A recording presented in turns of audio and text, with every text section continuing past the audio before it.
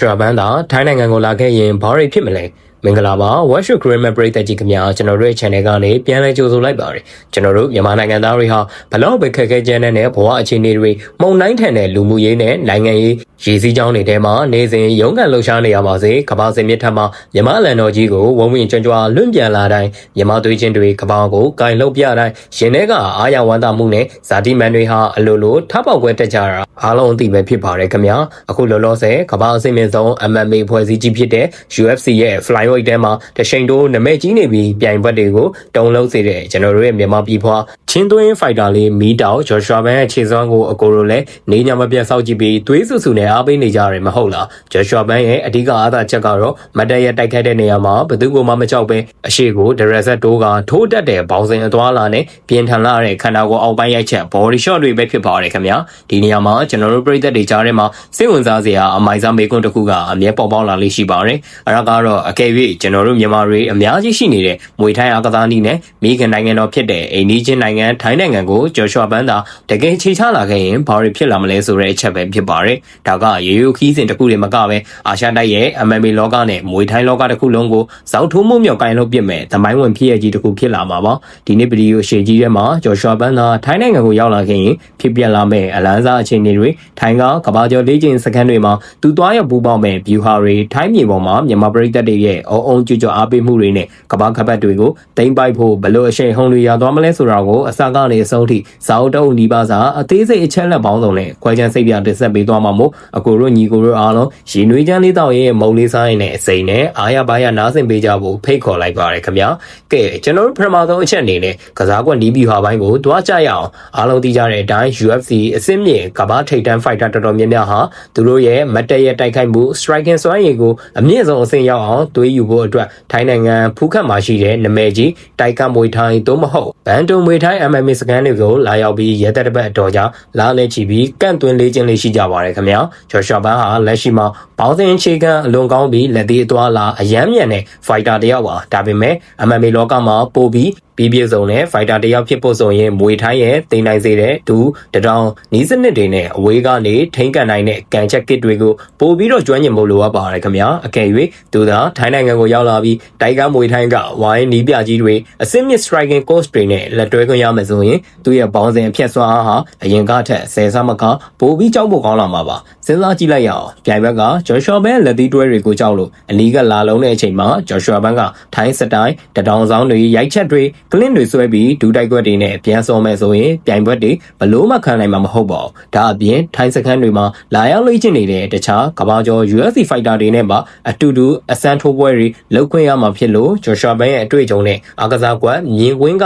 ကမ္ဘာချန်ပီယံအဆင့်ကိုအော်တိုတက်လှမ်းသွားမှာအသေးချာပဲဖြစ်ပါတယ်နောက်ထပ်စိတ်လှုပ်ရှားစရာအကောင်းဆုံးနဲ့ရင်ဘတ်ချက်အနည်းဆုံးအချက်ကတော့အခုဆိုရင်ထိုင်းနိုင်ငံဘန်ကောက်မဟာချိုင်ရနော့စင်ပူရီနဲ့နေရာအနှံ့အပြားမှာကျွန်တော်တို့မြန်မာနိုင်ငံသားညီကိုမောင်နှမတွေရွှေပြောင်းအလုပ်သမားတွေဟာတန်းနဲ့ချီပြီးကြမ်းတမ်းတဲ့ဘဝတွေကိုအန်တုရုံးကန်နေကြရတာဖြစ်ပါတယ်ဒီတွင်မှာအစစ်မပြေလို့တစ်ဖက်ကနိုင်ငံမှာလာရောက်လှုပ်လှုပ်ကိုင်းနေရတဲ့ပြည်သူတွေဟာသူတို့ရဲ့ရှင်တွေကအားငယ်မှုတွေကိုဖြေဖျောက်ဖို့အတွက်အားကစားကိုအလွန်ယူသွကြပါတယ်ခင်ဗျာအကယ်၍ဂျော်ရှွာဘန်သာထိုင်းနိုင်ငံလေဆိပ်ကိုတကယ်ချိန်ချလာခဲ့ရင်ဘာဖြစ်မလဲလေဆိပ်မှာတင်ကျွန်တော်တို့မြန်မာပြည်သက်တွေကမိခင်မြန်မာအလန်တော်ကြီးတွေကိုချင်းတိုင်းသားအလန်တော်ကြီးတွေကိုကိုင်းဆောင်ပြီးဂျော်ရှွာဘန်ဆိုပြီးတခန်းနဲ့တောင်းတောင်းဖြက်ဖြာတွားရောက်ကြိုဆိုကြမှာမျက်စိထဲမြင်အောင်ကြည့်လို့ရပါတယ်ဂျော်ရှွာဘန်အနေနဲ့လေအမေရိကန်မှာကြီးပြင်းခဲ့ရပေမဲ့သူကိုတကယ်အသေးနှလုံးထဲကနေအော်ဟစ်အားပေးနေကြတဲ့မိခင်သွေးချင်းပြည်သူအများကြီးကိုထိုင်းမြေပေါ်မှာဓာတ်ရိုက်မျက်မြင်တွေးလိုက်ရတဲ့အခါမှာသူ့ရဲ့ရင်ထဲကအစာဒီမန်တွေနဲ့ခွန်အားတွေဟာအစမတန်ပေါက်ကွဲထွက်လာမှဖြစ်ပါတယ်ခင်ဗျာသူဟာငါးနောက်မှာငါ့ကိုအသက်နဲ့လဲပြီးအားပေးမဲ့မြန်မာပြည်သူတန်းပေါင်းများစွာရှိနေပါလားဆိုတဲ့အတန်နဲ့ကွင်းနဲ့ရောက်ရင်ဘဲပြိုင်ဘက်ကိုမဆိုအလဲထိုးပစ်ဖို့အစင်သင်းဖြစ်နေမှာဖြစ်ပါတယ်ဒါကထိုင်းနိုင်ငံမှာတွေမကပဲတကမ္ဘာလုံးကအံ့ဩသွားရမယ်ပရိသတ်ခွန်အားကြီးပဲဖြစ်ပါတယ်ခင်ဗျာဒါကတော့အားကစားစီးပွားရေးအရာကောပရိသတ်တွေအတွက်ပါတကယ့်ကိုအိမ်မက်ဆန်တဲ့အကွက်ကြီးပါပဲထိုင်းနိုင်ငံဘန်ကောက်မြို့မှာကဘာကျော်တဲ့သမိုင်းဝင်ကွင်းကြီးနှစ်ခုရှိပါတယ်အဲ့ဒါကတော့ရာဂျာဒမ်နန်နဲ့လုံဘီနီတို့ပဲဖြစ်ပါတယ်အခုဆိုရင်လုံဘီနီကွင်းကြီးမှာ1 championship ကပွဲကြီးတွေကိုသွေးရရဲ့တောင်အပတ်စဉ်ကျင်းပနေတာပဲဖြစ်ပါတယ်ခင်ဗျာအကယ်၍ဂျော်ရှွာဘန် သာထိုင်းနိုင်ငံကိုရောက်လာခဲ့ရင်သူဟာ UFC fighter တယောက်ဖြစ်ပေမဲ့လည်းအာရှမြေပေါ်မှာအကြီးကျယ်ဆုံးမွေထိုင်းကွင်းကြီးတွေထဲကိုအထူးဧည့်သည်တော် VIP celebrity guest အနေနဲ့တက်ရောက်အားပေးတာမျိုးမြင်တွေ့ရမှာအသေးချပါပဲကွင်းထဲကထိုင်းပရိသတ်တွေရောမြန်မာပရိသတ်တွေကပါကမ္ဘာထိပ်သီး UFC fighter တယောက်ကွင်းထဲလမ်းလျှောက်ဝင်လာတာကိုမြင်အောင်ကျွတ်နဲ့တခဲနဲ့အော်ဟစ်အားပေးကြမှာသိကြပါတယ်ပိုပြီးမိုက်တာကတော့အကယ်၍ဂျော်ရှွာဘန်ကကွင်းလယ်ကောင်မှာကမ္ဘာပရိသတ်တွေရှေ့မှောက်မှာလက်အိတ်တွေကိုစွပ်ပြီးသူ့ရဲ့လျှက်စည်းလိုမြန်တဲ့ဘောင်စင်လက်သီးအတွဲတွေကို share ဘောင်စင်ဟန်ရေးပြခြင်းလုပ်ပြခဲ့မယ်ဆိုရင်တကွင်းလုံးယူသွတ်သွားမှာသိကြပါတယ်ဒါတွေမကပဲ1 champion ရှိရဲ့ထိုင်းတိတ်သီး champion တွေဖြစ်တဲ့ Rothando Super Ledo နဲ့ပါကွင်းဘေးမှာရင်းရင်းနှီးနှီးတွေးဆုံနှုတ်ဆက်ပြီးဓာတ်ပုံရိုက်တာမျိုးတွေဖြစ်လာခဲ့ရင်တော့လူမှုကွန်ရက်ပေါ်မှာပါမီဒီယာတွေအားလုံးဟိုးလေးတကြောကြောနဲ့ viral အကြီးအကျယ်ဖြစ်သွားမှာသိကြပါတယ်ဒီနေရာမှာကျွန်တော်တို့ Watch Greenman Channel ရဲ့ထုံးစံအတိုင်းဟာသာလေးနှော်ပြီးနည်းနည်းလောက်ဆက်လေးပြောရအောင်ခင်ဗျာဂျော်ရှွာဘန်သာထိုင်းနိုင်ငံလေးစိတ်ကိုဗီဇာတုံးကြီးထုပြီးတကယ်ဆင်းလာပြီးဆိုတဲ့သတင်းပေါ်ပေါက်လာခဲ့ရင်ထိုင်းနိုင်ငံကကမ္ဘာကျော်မွေတိုင်းချန်ပီယံတွေအကုန်လုံးအချင်းချင်းဖုံးဆက်ပြီးလက်ဖြန့်ကုန်ကြမှာအသေးကြပါပဲခင်ဗျာရော့ထန်ကစူပါလက်ကိုဖုံးဆက်တာပေါ့ခေကောင်စူပါလက် UFC ထဲမှာပွဲကျန်းတဲ့မြန်မာပြည်ကလက်သီးမီတော့ဂျော်ရှွာဘန်ဘန်ကောက်ကိုရောက်နေပြီဟေသူကလက်သီးလွန်မြန်ပြီး1 bite ကိုအစိမ့်လိုက်တာငါတို့စီကိုလဲလာတာလားဒါမှမဟုတ်ငါတို့ကိုစိမ့်လာဟော်တာလားမသိဘူးတော့ကြာငါတို့မွေထိုင်းကွင်းထဲဝင်လာပြီးကစားကွက်လာဖြတ်နေရင်ဒုက္ခပဲဒါကြောင့်ငါတို့1 bite တွေကိုကြောက်တုံးလို့မအောင်အမြန်လေးကျင်ထားမှရမယ်ဆိုပြီးဟာတာအနေနဲ့တုံးလို့သွားကြမယ့်အနေထားမျိုးပါခင်ဗျဒါတွေမကပါဘူး UFC ရဲ့ flyweight ထဲမှာရှိတဲ့အခြားနိုင်ငံခြားသား fighter တွေကပါဟာဂျော်ရှွာဘန်ကမူလာတန်းကလေးကလက်သီးကျန်းတာအခုထိုင်းနိုင်ငံကိုသွားပြီးမွေထိုင်းပညာတွေပါထက်တင်နေပြီဆိုတော့နောက်ပွဲတွေကြရင်ငါတို့တွေတတောင်းတွေဒူးတွေနဲ့ပါစော်ရမှာလားမသိဘူးဆိုပြီးတော့ကြောက်ဒူးတွေတုံးကသွေးပြက်ကုန်ကြမှာဖြစ်ပါတယ်ဒါဟာကျွန်တော်တို့မြန်မာပရိသတ်တွေအတွက်တော့တွေးကြည့်ုံနဲ့တင်အလွန်ကုန်ယူစရာကောင်းပြီးအားရစရာဟာသားကွက်လေးပဲဖြစ်ပါတယ်ခင်ဗျာကဲကျွန်တော်တို့ Watch Greenman Channel ကညီကိုတို့ရဲ့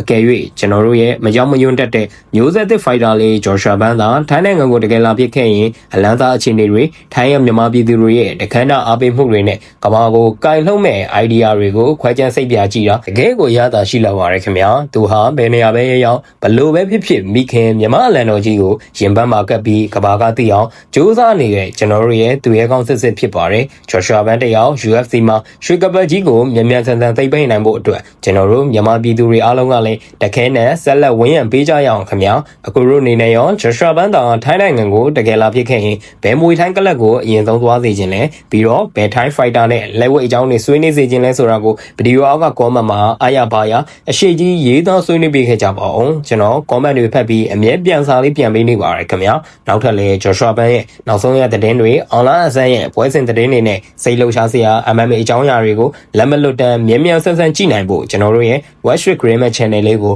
like and subscribe လုပ်ပြီးဘဲလေးကိုလည်းတီးပေးကြဖို့တောင်းဆိုပါရစေအားလုံးကိုကျေးဇူးတင်ပါတယ်နောက်ဗီဒီယိုတွေမှာပိုပြီးအမိုက်စားအကြောင်းအရာတွေနဲ့ပြန်တွေ့ကြပါမယ်ခင်ဗျာအားလုံးပဲဘေးကင်းကြပါစေ